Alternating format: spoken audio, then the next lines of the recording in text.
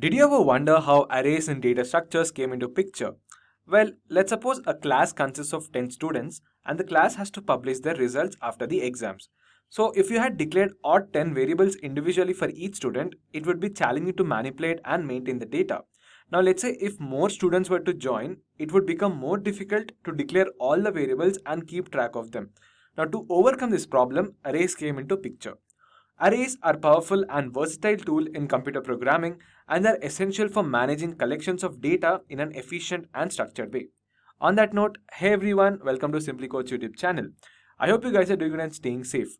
In this tutorial, we will learn to work with arrays and understand how to declare, initialize and access array elements using C++ programming language with the help of certain examples. So without any further ado, let's get started with today's topic.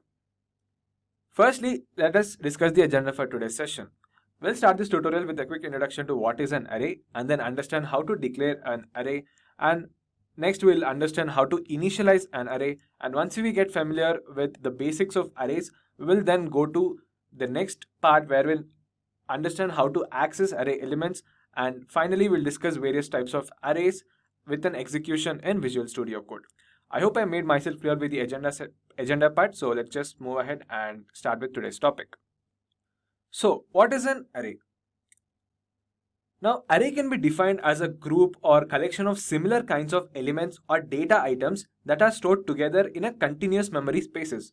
Now, this is opposite to that of structures where we discussed in our last tutorial, which stores data of different data types. But in contrast, array does not have that capacity to store data of different types, but it only stores the data of same types. Now, all the memory locations are adjacent to each other, and the number of elements in an array is the size of an array. Now, let's say for example, imagine a parking lot of a mall that allows parking for only, four-wheeler vehicles. Now, this collection of similar type of vehicles in the parking lot can be called as an array. Now, if you look at the diagram here, where we have a clear representation of the array, we have the first element and the last element. So we have elements like 2, 7, 4, 8, 1, 6, and elements of the array are stored in the adjacent location, and 0, 1, 2, 3, 4, 5 are the indexes of these elements. Now index position starts from 0 and goes up to the size n-1. So in this example, the index goes up to 5, but actually there are total 6 elements. So since n is 6, n-1 will become 5. That is, the total indexes will be 5. So I hope you understood the basic of what is an array. Now the main question comes, now why do we need array data structure? Now there are various use cases of arrays in real life and in programming languages as well. Now the first reason is easy manipulation of data. Now arrays provide an easy way to manipulate data in a structured way, such as sorting, filtering or transforming the data. Many programming languages provide built-in functions for working with arrays, making it easy to perform this operation. Secondly, random access to individual items. Now, since arrays allow for quick and efficient access to any element in the array, they are ideal for applications that require random access to individual elements, such as sorting algorithms or searching algorithms, and other various traversal operations like, inserting, deleting, searching, etc. Next, we have efficient storage and retrieval of data. No wonder why array provides a way to store and retrieval of data in a fixed site block of memory. This allows for quick and efficient access to any element in the array and makes it easy to manipulate data in a structured way. Memory management. Well, arrays can be used to manage memory in computer programs by allocating and deallocating memory for arrays as needed, which can be helped to optimize the use of memory in a program and can prevent memory leaks or other memory related errors. And finally, implementation of other data structures easily. Now, arrays are used extensively in the implementation of other important and key data structures like stacks, queues, heaps, etc. This makes array an important building block for many other data structures and an essential tool for managing collections of data in computer program. So these are the various reasons why we need array data structures. Now let us go ahead and understand how to declare and initialize an array. Now the process of assigning values to the array elements is called array initialization. So once an array is declared, its elements must be initialized before they can be used in the program. If they're not properly initialized, the program produces unexpected results here. So let us understand the syntax. Now to declare an array in C++, let's say, which is the programming languages we are using here, you need to define the data type of elements in the array, the name of the array, the size of the array. Alright, so let us take an example. Now I'm taking a data type of int and I'm giving the name of the array as A, and it has a size total of 5, and inside that we have the various elements of size 5. So we have 5 different elements like 10, 15, 20, 25 and 30, which will be stored in a continuous location memory. So we have A of 0, which is the first index. We will store the first element, which is 10, and so on up to A on 4, wherein we'll basically store the final element, which is 30. So this is how you can use arrays to declare and initialize the elements. Well, let us now understand how to access the array elements. Now that you have declared and initialized the array and its elements, now it is time to access the array elements. Now array elements can be randomly accessed by specifying the array index. So in C++, each element in an array is associated with a number, which we have already discussed, right? So this number is known as an array index. So we can access elements of an array by using these indices, which is the syntax goes by the array name and the array index. Now let's take an example. Now I have an array of 5 elements, 10, 15, 20, 25, 30. Now let's suppose I want to retrieve the second element. So in that case, I will give the array index as 1, as the indexes starts with 0, meaning A of 0 is the first element stored at index 1, which is the element 10.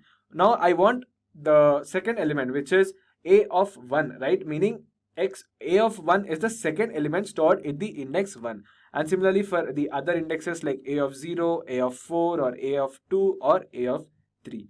In this way, you have elements of an array have consecutive values or addresses also to their name. So here the size of each element is basically increased by, let's say, 2 bytes because the size of the data type which you have taken is int.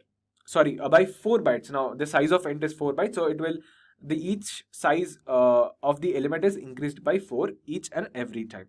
So this is how you can access array elements.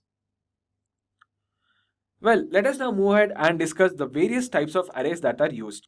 Now arrays are classified into 3 types, namely one-dimensional array, two-dimensional array and multi-dimensional array. Let us now discuss them in detail. So what is one-dimensional array? Now in this type of array, it basically stores elements in a single dimension, and in this array type, a single specification is required to describe elements of the array.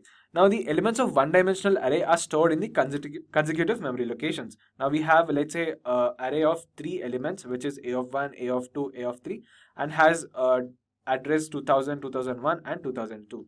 And the syntax is declared as data type, array name and size. So let's say we have an int data type and the array name as A and the size is 15. So it will basically be int A of 15, which is an one-dimensional array. So in this example, you are basically printing the elements of the first 3 elements. Let us take 1, 2, 3 using for loop, and the outcome will be represented in the same manner.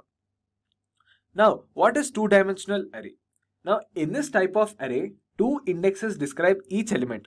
Now, the first index represents a row and the second index represents a column. So that means A0, 0. That means the first row and the first column. Next, we have A01, which is first row and second column. And in a similar way, we have A02, A of 10, A of 11, and A of 12. As you can see, the elements are arranged row-wise and column-wise in a two-dimensional array. So that is why we are saying it as a two-dimensional array. So there are I number of rows, and let's take j number of columns as the size. So the above figure or the example which you have taken is a representation of a 3 by 3.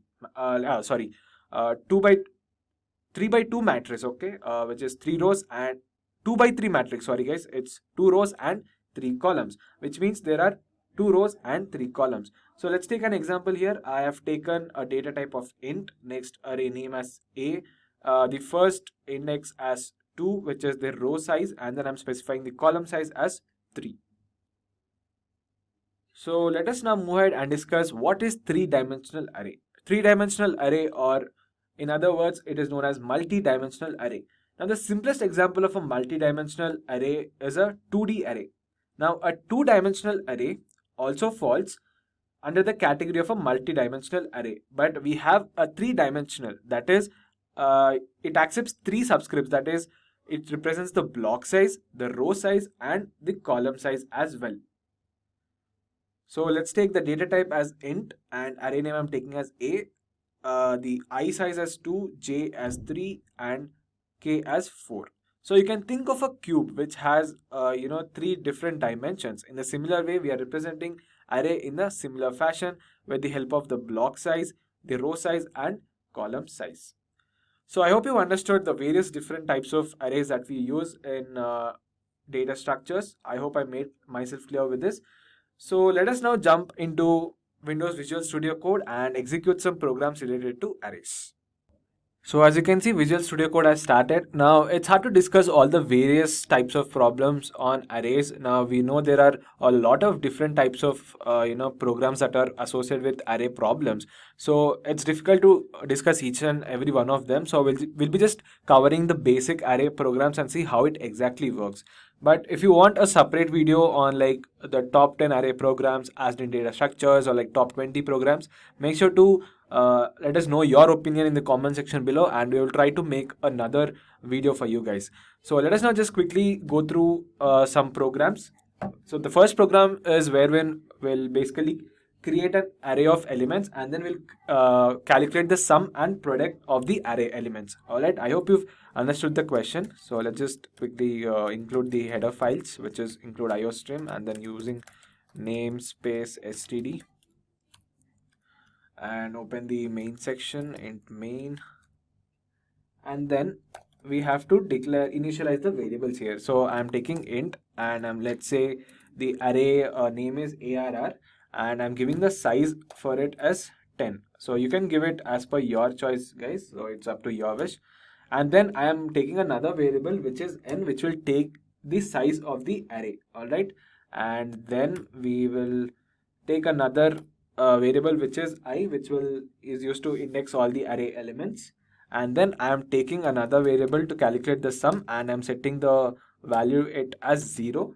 And similarly, we need to calculate the product. So for product, I am just taking, let's take PRO, product in short. So I am taking it as 1. Now I'm taking 1 here. Now if you notice here, for sum we have taken 0, but for product we are taking 1, because if you take product value as 0, it will return 0. So that is the just a basic loophole of what we're trying to discuss here, right? So next, C out. Now I'm asking the user to enter the size of the array. It can be of any size, like 5, 10 elements, 10. It is your choice. Next, we are basically printing. We are taking input from the user. So for that, I'm taking the variable n. So C out again.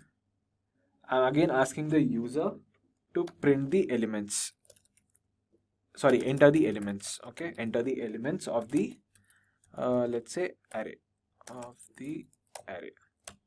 So let's say if you have entered the size of array as 5, so you need to enter 5 different elements for that. So that is the first case. All right, moving ahead, now we have to create a loop, in order to find the sum and product of the variables that we have taken here. So I am running a simple iteration, or a for loop, you can say, in general. So for I equals to 0, I less than n, I plus plus, and I'm taking the input from the user, that is the array elements. All right, which is a array, our name is arr, and I'm giving the index as I. So again, inside this we have to run another loop in order to calculate the sum and the product of the elements, right? So after this, let us run another loop, which is for I equals to 0, I less than n, I plus plus. Alright. Now, inside the square brackets, we are going to mention the sum. That is sum plus. Now I'll explain what is the reason behind this logic here. So let's just write the code first. ARR of I. And for similarly for product, it will be product into, which is the asterisk symbol I'm taking, equals to ARR of I. Alright. So what is exactly happening in this loop? Now the user is asked to enter the array elements, and using a for loop, we are basically display the elements are stored in the array ARR. Now taking A for loop and initializing it as I as 0, the sum and product are calculated and stored in sum and the pro variables respectively. So I is incremented in every iteration and the loop continues till I is less than n here. So let's say the first element is 1. So the sum will be 1 and it will add each and every element, and then let's take the second element will be 2. So it will save the number, the sum to 3, which is 1 plus 2. So the next sum is 3 and it will keep on adding the array elements till the last element over here. So I is basically incremented in every iteration and the loop continues till I is less than n. So that is what the logic is all about here. So that is it, guys. So and finally I want to print the sum of array. So I'm just taking a cout here again. Let's take sum of the array elements. And we have to mention the sum variable here. Otherwise it will not retrieve, right? And similarly cout sum of the product, right? Product of the array elements is mention the pro. And finally let's take a return 0. So that is our code, guys. So let's just now run this command and we'll see the output. So it will take time, just wait for 2-3 seconds. So it is asking us to enter the size of an array. So let's take 5 as our array size, and it is asking to enter the elements of the array. So let's take 2, 5, 8, 7, or anything your wish. You can take up to your wish. Let's take 9. Click on enter. So you can see the sum of array elements is 31. So if you calculate the sum, 2 plus 5, 7, 7 plus 8 is 15, 15 plus 7 is 22, 22 plus 9 is 31. And similarly, if you calculate the product of array elements also, we get 5040. So this is a basic example on how we can use arrays where we have performed a simple sum and product operation. So let us discuss another example. Okay, let's try to find the largest and the smallest element in an array. Now, what will be the code for that? So let us try to implement that here.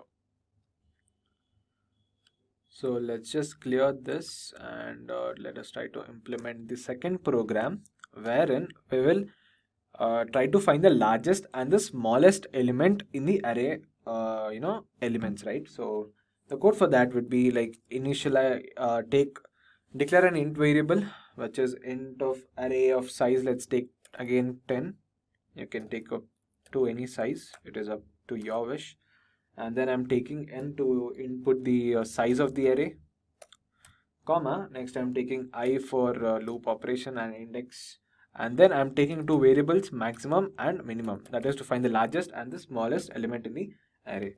And then I am giving cout. I am asking the user to enter the size of the array, and then I want them to input the value. So for that I'm taking cin, and the variable which I've taken is n for that. Next cout, again I want to ask the user to enter the elements of the array.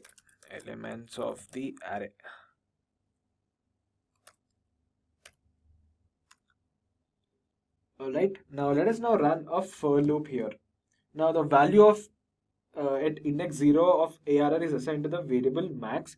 But before we initialize that, elements of the array are asked to enter and store an array using a for loop. So for that, I'm just creating a for loop here, which is again I, for I equals to 0, I less than n, I plus plus. All right. So I am taking the values. So each and every time it will take the values from the user. So it is C in the array which is name ARR and give the index which is I. All right. So we have now done the basic part where elements of the arrays are being asked by the user to enter and store in the our array variable. All right, using a for loop. Now next, the value of the index 0 of array is assigned to the variable max. So next we have to create a code in order to find the maximum. So for that, we are using a for loop again and initializing I as 0. So till the largest element is found, the loop will run itself to find the largest element. So the code would be, so firstly, I am initializing max to the first element of our array, which is ARR of 0. So next I'm running a for loop. So for I equals to 0, I less than n, I plus plus. Alright, and inside that we have to give the condition on when it will run. So if the max variable is less than the array of I, then value of the array is assigned to the max variable. That is, I is incremented in every iteration, and this loop continues till I is less than n. So the condition variable would be if max is less than ARR of I. Okay, then we are assigning maximum value to that array, that value of that array element. Sorry. So take it as I and close the loop. Now similarly, you have to create same for the minimum also. So similarly, the smallest element is found until the loop finds the smallest element assigned to the array elements. So let's just declare a minimum function also, I mean minimum variable also. So I'm taking minimum as 0 first, and I'm running a loop again for I equals to 0, I less than n, I plus plus. Alright, and again mention the condition inside that. So if minimum is greater than the array element that we are trying to find, and if it finds the element, we will assign the value to the minimum variable here, which is minimum equals to ARR of I. So I hope you've understood the logic here, guys. So, and finally we will print what is the largest and the smallest element, and for that I am taking C out. So the largest element is, okay, which is max,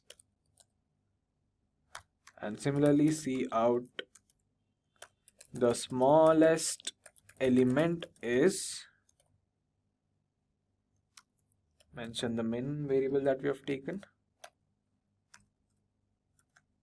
and finally let us write return 0 if it does not return any values. So I think we're good to go now. Let us just execute this. So it is taking time. So as you can see, it is asking to enter the size of the array. So let us take 6 this time and enter the elements of the array. So 3, 4, 5, 8, 2, and 9. So you can see the largest element is 9 clearly, and the smallest element is 2 clearly. So this is how you can find the largest and the smallest element in the array elements using the for loop, which is again an iteration where we are performing the loop, for to find the largest and the smallest element in a given array. So this is another example. It's another important example you have to learn. So with this only you can perform other operations like reversal, finding the total number of string variables, and many other examples are also based on this simple example as well.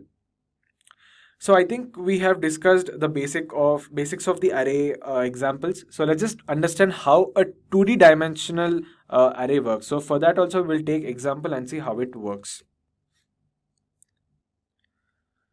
So what we'll do is we'll basically create two 2D arrays of variable a and b, and we have two different variables that we have to mention inside this 2D array, which is of I and j, which is used to store the values of row and column. And then we'll basically perform an addition of this 2D array and then store it to another 2D array. Let's take it as c. So the following code for that would be, mention the again header files, include iostream using namespace std, mention the main function, and now let us initialize the 2D array. So the following syntax would be int. I'm taking the variable as a. So since it has two parameters, so the first one has, let's take 3, that is 3 rows and 4 columns. So we are specifying the two criteria, that is the parameters here, which is a 2D. Now similarly, if you take another parameter, let's take 5, it will become a 3D array. That's it. That is the difference between a 2D array and 3D array. And let us declare the elements inside that as well. Let's take 2, 4, 6, 8. All right. And next, similarly, we will take another array which will store another values. Let's take 12, 17, 18, 9. Similarly, we need to input one more because we have 3 rows and 4 columns. That way, we have 3 different arrays, and inside that we have 4 different elements stored in that. So let's take another example. Let's take 10, 9, 5, 7. So we have successfully initialized our first array, a 2D array. Next, let us take another 2D array of same type int, and we will declare the variable it as b, and again 3, 4 will be the size of the row and column, which is the input for that. So again, let us take another example here. Okay, let's just take another example, 3, 8, 9, 4 as our elements, and mention the others as well, 17, 14, 15, 8. Take another one, let's say it's 8, 99, 54, 60, 87. Alright. So we have taken and initialized two different 2D arrays. Now basically next we'll create another 2D array and we'll perform the summation of the first 2D arrays we have taken. So it will be of int again, type, and give variable it as c, and again it will be a 3 by 4 matrix, and then I am running a loop. Now why we are running a for loop here? So that we need a perform the addition, right, that we are doing here. So it will iterate each and every element of the first and the second 2D array. That is, we have 2, right? So it will add 2 plus 3 in the second one, which is total, which will be add up to 5. That is what we expect our output to be. So let us now run a for loop in order to perform the addition. So for int I equals to 0, I am directly declaring here itself, comma I less than 3. So the first matrix, that is the row, is 3, right? So I'm taking 3 I plus plus. So it will iterate until it does the summation for all the elements. Now again for the row column also we have to do it, right? So again I'm running another for loop for int j, which is another variable we have to take. Int j equals to 0. J is less than 4. Since the matrix is of 3 by 4, I'm taking 4 here, and j plus plus.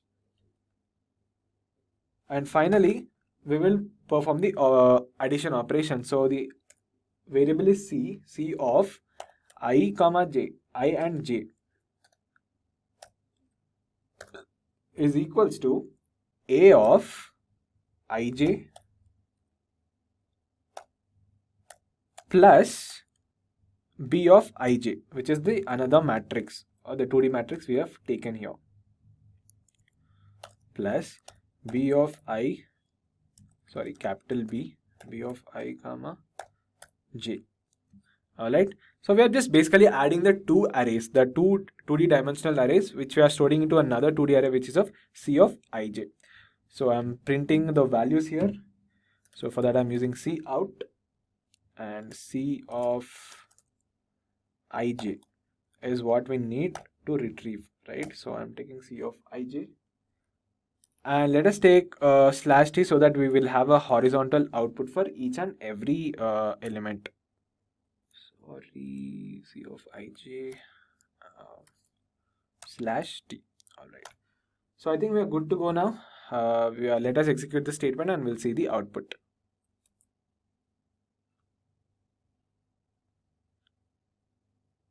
So it is taking a bit of time to execute. So as you can see that we are retrieving the values in the array items of the 2D array elements that we have taken. So the summation is performed in a way like, so we have 1 and we have the next element in the second 2D array is 3. So 3 plus 1 is 4. Similarly 4 plus 4 is 8. Next 3 plus 3 is 6.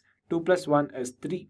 And similarly if you take the next column, that is the next row, if you take, it is 5 plus 3, which is 5 plus 8 is 13, and similarly 6 plus 7 is 13, 7 plus 5 is 12, and 8 plus 6 is 14. So in this way you can execute the 2-dimensional array example also. Well, I think we have covered pretty much about arrays, the various examples that we have discussed. I think will give you a complete understanding on how this array works. So with that, we have come to the end of today's session, guys. Thank you for watching the video. If you found this tutorial informative and helpful, give it a thumbs up and share it with your friends and colleagues. If you have any further queries regarding any of the topics covered in today's session, feel free to let us know in the comment section below, and a team of experts will be more than happy to help resolve all your queries at the earliest. Stay tuned to the channel for more such amazing content. We will have another important data structures we'll be covering in the ongoing data structure series, so make sure you stay to the channel. Until next time, stay safe and keep coding.